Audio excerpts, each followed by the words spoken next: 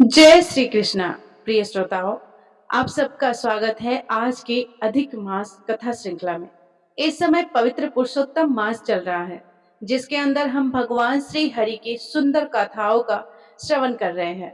इस मास में किया गया थोड़ा सा भी पुण्य कर्म, जप, तप और दान मनुष्य को अक्षय फल प्रदान करता है। तो चलिए हमारी इस अधिक मास कथा श्रृंखला को आगे बढ़ाते हैं और सुनते हैं आज की अधिक मास कथा। आइए आज की कथा प्रारंभ करते हैं। देवर्षि नारद ने भगवान से पूछा, हे कृपा सागर, ज्ञान उपार्जन के बाद गिद्धधनवा का क्या हुआ? तब श्री हरि ने कहा, राजा गिद्धधनवा अपने पूर्व जन्म की कथा सुनकर अतिशय आश्चर्य से भर गए। सुदेव ब्राह्मण के रूप में अपने पूर्व जन्म की इतनी कथा सुनने के बाद आगे का विवरण जानने की उसकी आकांक्षा और भी अधिक बलवान हो गई थी। इसीलिए उन्होंने महर्षि वाल्मीकि से आगे की कथा सुनाने की विनती की।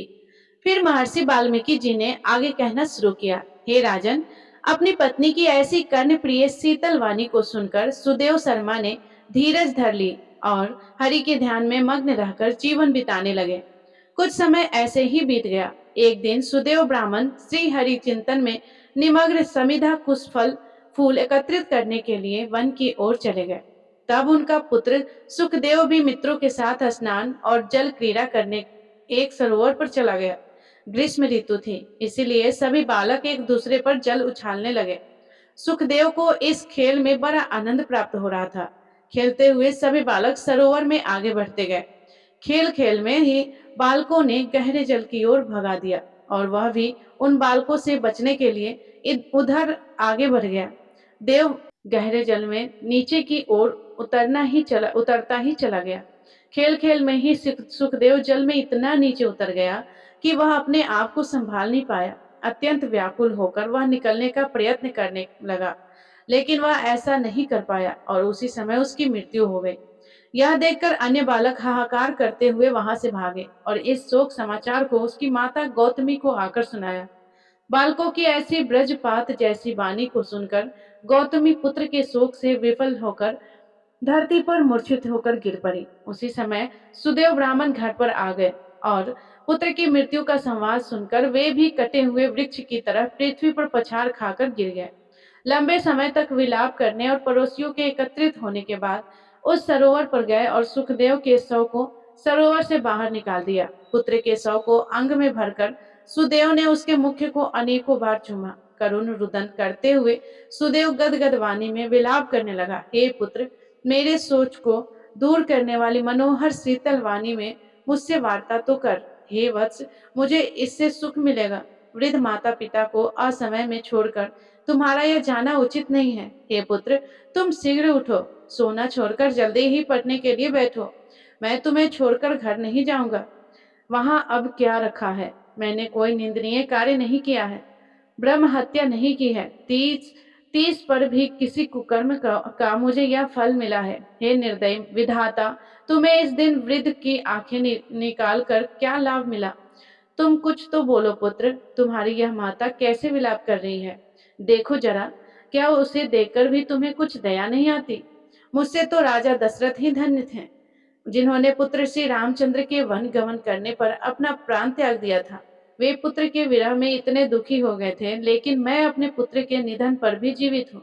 मुझे धिक्कार है। हे गोविंद, हे विष्णु, हे यथुनाथ, हे रुक्मणीपति, हे मुरारी, दीनों पर दया करने वाले हे दयालु भगवान, मेरे पुत्र के शोकानल से रक्षा करो। इसी प्रकार काफी समय तक ब्राह्मण सुदेव और उसकी पत्नी गौतमी भगवान का नाम लेकर विलाप करते रहे और सुदेव ब्राह्मण की इस कथा को सुनकर महर्षि वाल्मीकि फिर से शांत हो गए। और उसके बाद राजा और आगे जिज्ञासा करते हैं और वह कथा हम सुनेंगे हमारी इसी अधिक मास कथा श्रृंखला की अगली कड़ी में कल प्रातःकाल। क्या आप जानते हैं कि पुरुषोत्तम मास में की गई छोटी सी भी भक्ति कई गुना फल देती है, लेकिन अगर नियम सही ना हो तो इतने दुर्लभ महीने का पूरा लाभ नहीं मिल पाता है। और यह पवित्र अधिक मास अब अगले 3 साल के बाद ही आएगा। इसलिए आप प्रतिदिन अधिक मास के सभी अध्यायों का कथा सुनकर भगवान की कृपा प्राप्त कीजिए। तो प्रिय श्रोताओं, अब हम सुनते हैं इसी अधिक मास से सुने जाने वाली एक और सुंदर पौराणिक कथा। वैवस्वत मनु की एक पुत्र का नाम था सरियाती और राजा सरियाती की एक सुंदर और कमल नयनी पुत्री थी। जिसका नाम था सुकन्या। अब एक दिन राजा ने सोचा कि भृगु ऋषि के पुत्र च्यवन मुनि यहाँ पास में ही उसके उनके आश्रम में रहते हैं, तो क्यों ना उनके दर्शन करने के लिए चलें। इस शुभ कार्य के लिए राजा अपनी पुत्री सुकन्या को भी अपने साथ ले गए। अब राजकुमारी सुकन्या को कहाँ पता था कि आज उसके भाग्य का बहुत बड़ा निर्णय होने वाला था, और ना ही राजा सरियाते इस बात से अवगत थे। अब क्या हुआ कि राजकुमारी सुकन्या अपनी कुछ सखियों के साथ वन में खेल कूद में व्यस्त थी। ऐसे में उसने जमीन पर बना हुआ एक मिट्टी के गड्ढे जैसा छोटा सा पहाड़ देखा। उसके अंदर कछुए के छिद्र जैसा कुछ बना हुआ था, और इन दो छिद्रों में कुछ चमकती हुई चीज थी।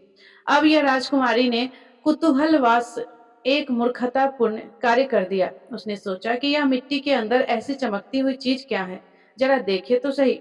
यह सोचकर उसने एक तिनका उठाया और उन छिद्रों में डाल दिया, और जैसे ही उसने वह तिनके से उन छिद्रों को भेदा तो अंदर से खून निकलने लगा। वास्तव में वह चमकती हुई चीज और कुछ नहीं अपितु महान ऋषि च्यवन मुनि की दो आंखें थी, और उस मिट्टी के गड्ढे के अंदर च्यवन ऋषि तपस्या कर रहे थे। जब राजकुमारी ने खून निकलते हुए देखा तो वह घबरा गई और सीधी अपने पिताजी के पास आकर सारी बातें उसने बता दी। इधर राजा सरियाते को जब पता चला कि उसकी पुत्री ने एक भयंकर भूल कर दी है, तो वे इस बात की क्षमा मांगने के लिए च्यवन ऋषि के पास गए। उन्होंने अपनी पुत्री द्वारा किए गए अपराध के लिए क्षमा मांगी और प्रायश्चित करने की तत्परता दिखाने लगे। अब देखिए, च्यवन मुनि कोई साधारण व्यक्ति तो थे नहीं, इसीलिए वे कुछ समय शांत बने रहे और फिर उन्होंने राजा से पूछा, हे राजन, क्या आपकी पुत्री का विवाह हो चुका है या फिर वह अभी अविवाहिता है? अब जैसे ही राजा सरियाती ने च्यवन मुनि का यह प्रश्न सुना, तो बुद्धिमान राजा इनके पीछे का मर्म समझ गए और निसंकोच होकर उन्होंने उसी क्षण अपनी पुत्री का विवाह च्यवन ऋषि से करने का निर्णय लिया। और इस प्रकार राजा सरियाती ने अपनी पुत्री का विवाह च्यवन ऋषि से करवाकर उसकी श्राप से रक्षा की। लेकिन आपको जानकर शायद आश्चर्य होगा कि वैसे तो राजा सरियाती ने सुकन्या को ऋषि के श्राप से बचा लिया था, लेकिन फिर भी च्यवन ऋषि से विवाह यह सुकन्या के लिए किसी श्राप से कम नहीं था। जानते हैं क्यों? क्योंकि सुकन्या एक अत्यंत सुंदर और युवान कन्या थी, जबकि च्यवन ऋषि अत्यंत वयोवृद्ध थे। वर्षों तक तपस्या करने के कारण उनके शरीर पर झुर्रियां पड़ चुकी थी। उनके शरीर में इतनी भी शक्ति नहीं होती थी कि वे एक स्थान से दूसरे स्थान पर जा सके। उनका स्वभाव भी चिड़चिड़ा हो गया था। लेकिन सुकन्या एक पतिव्रता आदर्श स्त्री थी। उसने अपने पति के स्वभाव को समझकर उसी प्रकार उनसे व्यवहार करना प्रारंभ किया। वह पुण्य निष्ठा से उनकी सेवा करती, उनकी जरूरतों का ध्यान रखती और उनको प्रिय हो वैसे वचन बोलती। अब देखिए, अगर अभी के समय अनुसार देखें तो यह कितना मुश्किल कार्य लगता है ना। कोई कहेगा यह तो सुकन्या के साथ अन्याय हो रहा है, लेकिन वास्तव में एक स्त्री के लिए यही तपस्या होती है। जब वह अपने पति और परिवार के सदस्यों के अनुकूल होकर रहती है ना, तो न सिर्फ परिवार सुखी बनता है, परंतु उस स्त्री के भी आध्यात्मिक उन्नति होती है, और यही तो हमारे जीवन का परम लक्ष्य है। तो इस बात को अच्छे से जानने वाली सुकन्या अपने पति के साथ अत्यंत सावधानी पूर्वक व्यवहार करने लगी। अब एक दिन क्या हुआ कि च्यवन ऋषि के आश्रम में देवताओं के वैद्य अश्विनी कुमार आए। च्यवन मुनि ने उन दोनों अश्विनी कुमारों का यथोचित आदर सत्कार किया और फिर उनसे कहने लगे, हे देव, आप दोनों को यज्ञों में अर्पित सोमरस पीने की अनुमति नहीं है, परंतु मैं आपकी सोमरस का एक पूरा घड़ा प्रदान कर सकता हूँ। इसके बदले में मुझे आप नव यौवन से भरपूर और सुंदर बना दीजिए। अब देखिए, च्यवन मुनि को यौवन प्राप्त करने की आवश्यकता नहीं थी, लेकिन वे अपनी पत्नी सुकन्या के पतिव्रता धर्म से अत्यंत प्रसन्न थे। इसीलिए वे उसे प्रसन्न करना चाहते थे। इसलिए उन्होंने अश्विनी कुमारों के समक्ष यह प्रस्ताव रखा। उनकी बात सुनकर अश्विनी कुमार भी तैयार हो गए। उन्होंने ऋषि से कहा, हे ऋषिवर, यह जो आपको सामने कुंड दिखाई दे रहा है ना, उसमें आप प्रवेश कर लीजिए। इससे आपकी समस्त इच्छाएं पूर्ण हो जाएगी। लेकिन च्यवन ऋषि इतने वृद्ध थे कि वे स्वयं चलकर वहां जा भी नहीं सकते थे। इसीलिए दोनों अश्विनी कुमार उन्हें उठाकर उस कुंड में ले गए, और जब वे उस कुंड से बाहर आए तो दो के स्थान पर तीन सुंदर नव यौवन से भरपूर युवक उपस्थित थे। उन तीनों ने अत्यंत सुंदर वस्त्र पहने हुए थे और आकर्षण आभूषणों से सुसज्जित थे, और उन्होंने गले में कमल की माला धारण किए हुए थे। और सबसे बड़े आश्चर्य की बात तो यह थी कि वे तीनों लगभग एक समान ही दिख रहे थे। अब यह सारा घटनाक्रम वहां उपस्थित सुकन्या देख रही थी। वह बेचारी इन तीन तीन एक समान दिखने वाले युवकों को देखकर भ्रमित हो जाती है और सोचने लगी कि इसमें उसके पति कौन से हैं। जब उसे कोई उपाय नहीं सूझा तो वो फिर उसने अपने मन में ही अश्विनी कुमारों से प्रार्थना की कि वे उसके समक्ष अपने वास्तविक स्वरूप को प्रकट करें। अब यह दोनों अश्विनी कुमार भी सुकन्या के पतिव्रत धर्म और निष्ठा से अत्यंत प्रसन्न थे। इसीलिए उन्होंने च्यवन मुनि की ओर संकेत करते हुए कहा कि यही है तुम्हारे पति च्यवन मुनि।